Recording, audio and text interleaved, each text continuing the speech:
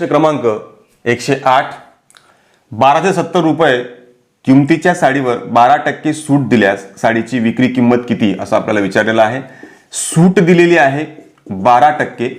12% सूट आहे याचा अर्थ जी तुमची मूळ किंमत असेल त्या मूळ किमतीला 12% सूट दिल्यामुळे त्याच्यातनं ती वजा होईल आणि मग आपल्याला विक्री किंमत मिळणार आहे. त्यामुळे आपण काय करणार बघा, सुरुवातीला आपल्याला दिलेले जे काही किंमत आहे 1270 चे 12% आपल्याला काढून घ्यावे लागतील आणि ते 12% काढणे म्हणजेच काय, याला गुणिले 12 भागिले 100 करायचं. पर्सेंटेज असलं मी भागिले 100 केलं की आपला नंबर मध्ये त्याचा सोपं होऊन जातं. हा 0 0 कॅन्सल होईल. या ठिकाणी भाग जातोय 2चा, 6 दुने 12 आणि 5 दुने 10. 5 याला जर भाग दिला तर 5 दुने 10 उरले 2, 27 झाले. 5 5 25 उरले इथे 2 म्हणजे 4 पंचे 20. 20 झाले म्हणून 5चा भाग जातोय आणि गुणिले 6 केले.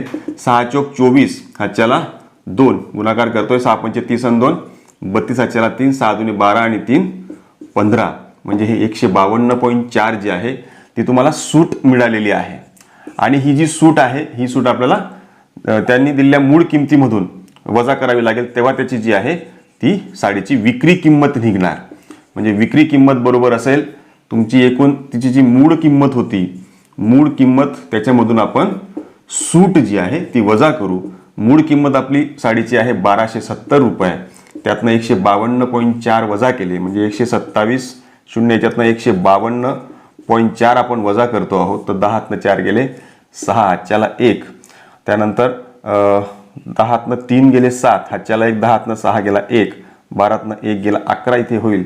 आणि हे तुम्हाला टोटल 1117.60 पैसे एवढे रुपये जे आहे त्या रुपयाला तिची साडीची विक्री किंमत जी आहे ती असणार आहे.